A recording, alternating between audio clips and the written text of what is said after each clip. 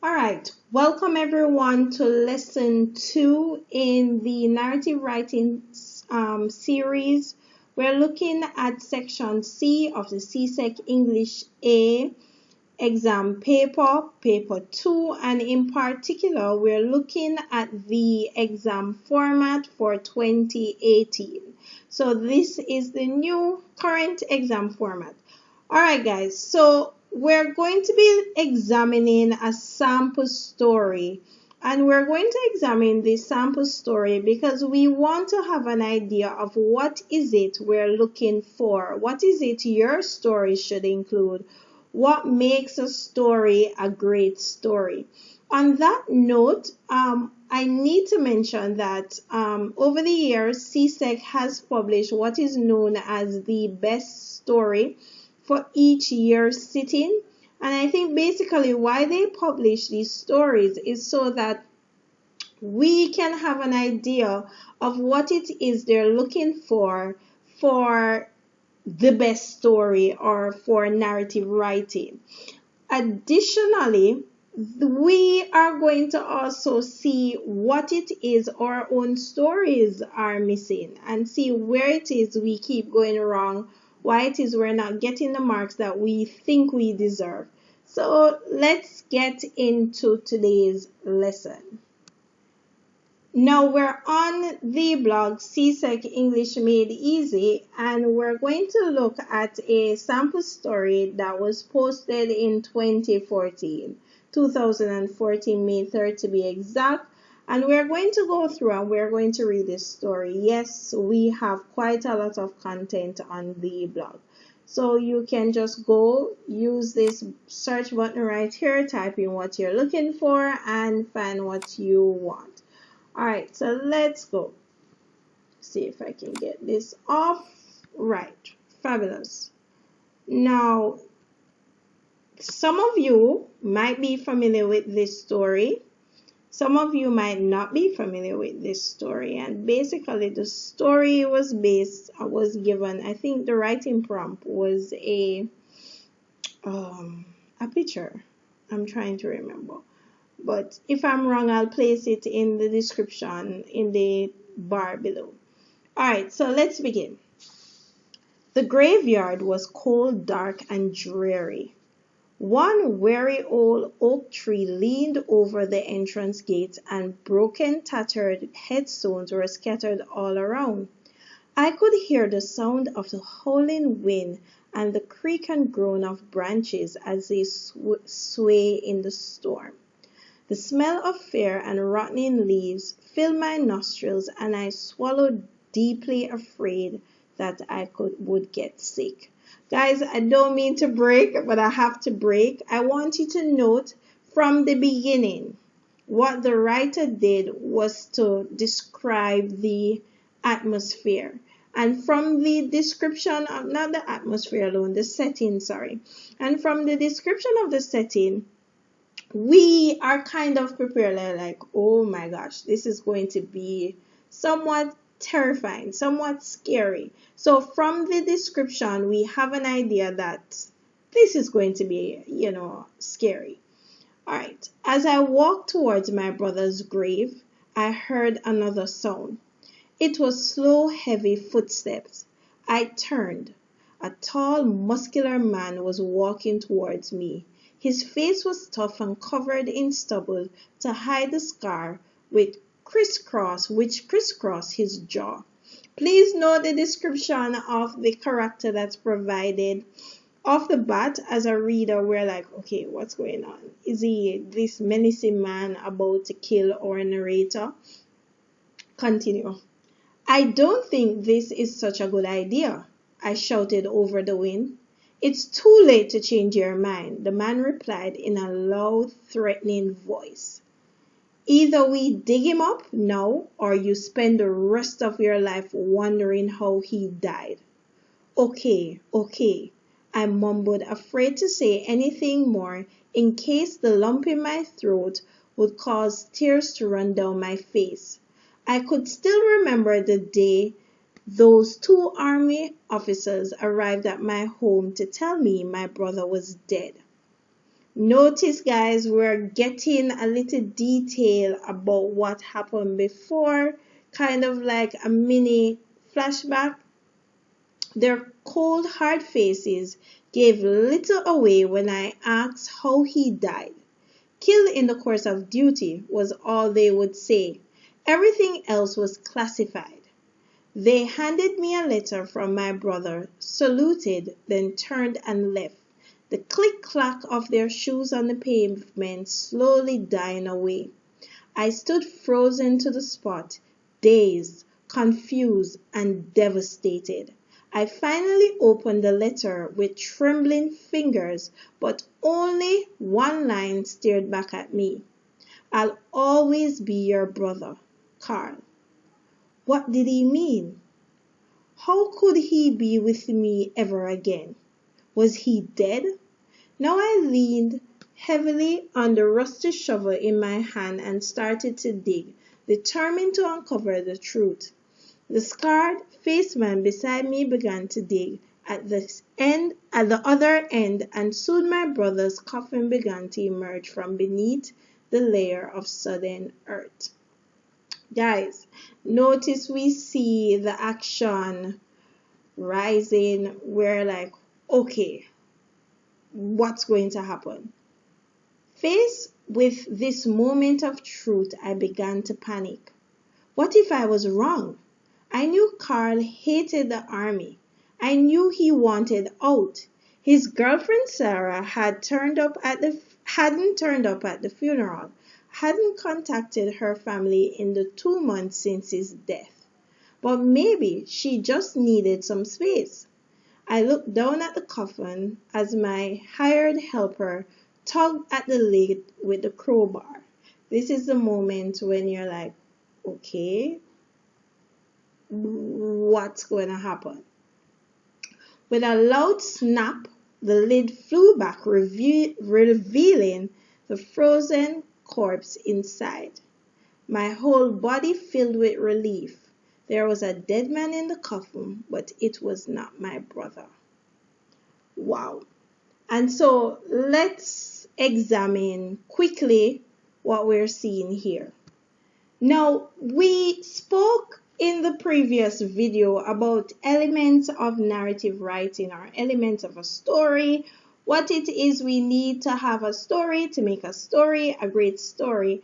And I've quickly just included the 4 major headings and then broken them down. So we need our characters, and we need our setting, and we must have a plot, and we must have a resolution. We're going to go back and we're going to link this to the story that we just saw, right? And so when we talk about our characters, we talk about the individuals who are presented in our story. They're the ones who help to drive the story, so to speak. And in this particular story, we had 2 characters. One was the narrator. The other character was the hired help, this menacing figure. Although we did not get a description of the narrator, we still got a description of the character in terms of the menacing figure. And so we're going to come back to that. Then we have our setting. And our setting is the environment in which the story takes place. And environment could be it's the location, it's the time of day, you could be specific in terms of the climate, you could also be specific in terms of the year. And also, most importantly, setting includes mood and atmosphere. And so in our case, we saw that our story started off with our setting, bang. And we're going to talk a little more about that. Then we're going to look at the plot. And the plot basically is a sequence of events in the story. And in the plot, we have our rising action, we have our conflict, our climax, our falling action. And that's simple. Yeah, it sounds simple, but those are the areas that make up our plot. And those are the areas that drive the action of the story. Then we have finally our resolution, and this is where the conflict is resolved, where we kind of get some kind of closure as the audience or the reader reading the story. We have some kind of closure. All right, so we're going to quickly go back to the story, and we're going to look at setting. Now, in looking at setting, we see setting as the first thing that the writer chose to include, right? And the writer did not take a long time to develop the setting and to present the setting. And remember, I was talking about the economy of words, using as little words as possible to create a picture that you want the reader to see. And so we saw the use of adjectives, we saw the use of devices, we saw the use of a number of things. And so the graveyard was cold, dark, and dreary. And so immediately we knew that the story was taking place in a graveyard.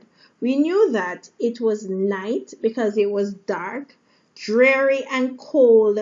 We knew the temperature, and we also had an idea of the atmosphere. Dreary meaning heavy, meaning very seeming depressing, so to speak. And so we had an idea of what the atmosphere was from the first line of the story.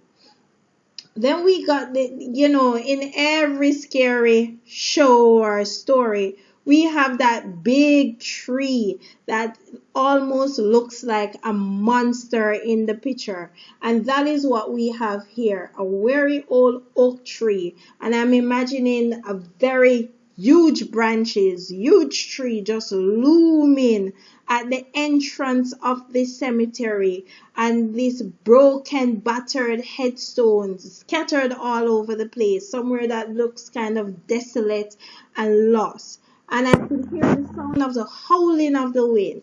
And notice the howling of the wind. Anyone can tell me what figurative device is that? Anybody? Comment. And that figurative device is personification.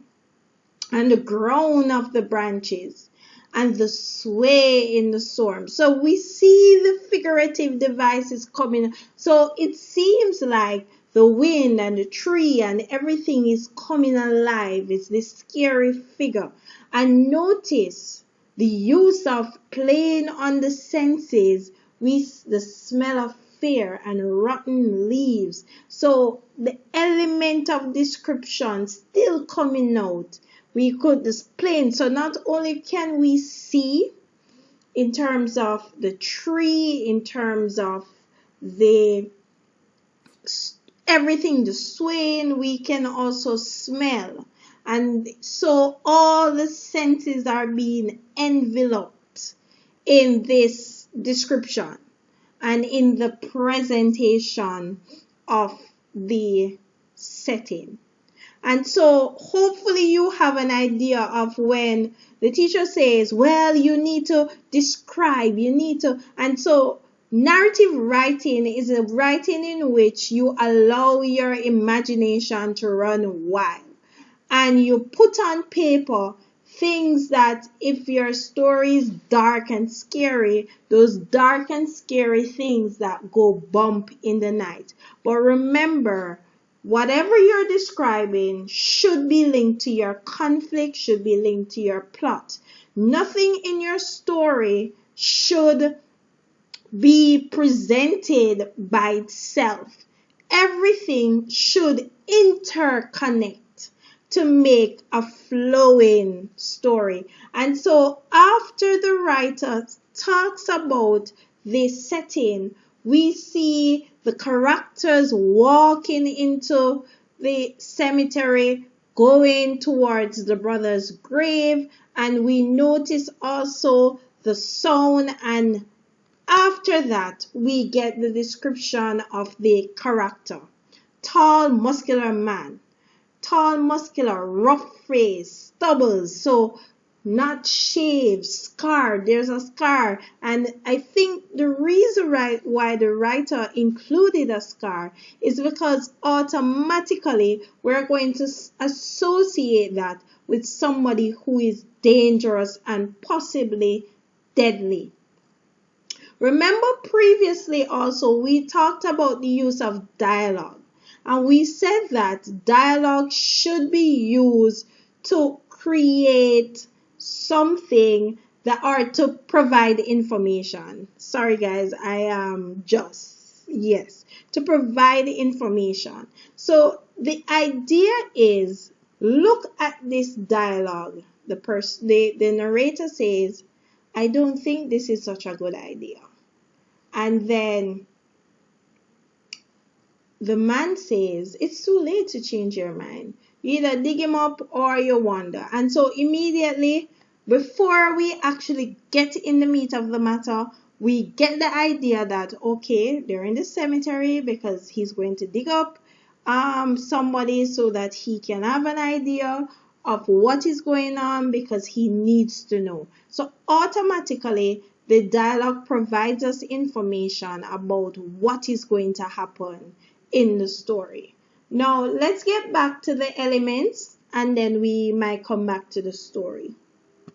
So, we spoke about characters, we spoke about setting, and guys, another thing I didn't talk about, you need to remember that it's a short story, and it's called a short story for a reason. And so your setting should not, and let me say this again, your setting should not be 2, 3, 4, 5, 6, 7. It's a short story. You need to ensure that your setting can either be you start in one location and you stay in one location and the story ends, or you're in a car and you are in one. So try to ensure that you don't have too many settings in your story. On the other hand as well, or also I should say, try and ensure that where characters are concerned, you don't have 10 characters in your story. You have limited time. In this story, there were 2 characters. Oftentimes, there are 2, 3 the most. We've seen in terms of characters, 1 character. Now, we're going to quickly look at the plot and the resolution. So, we're looking at the rise in action, the conflict, the climax, and the fall in action. All right, let's go. Now, I know what you're thinking. Wow, this is such a short story. Short story. How is it possible that we have everything coming out? And so we see from this conversation here, after the description of the setting and the characters, we see the rising of the action in which...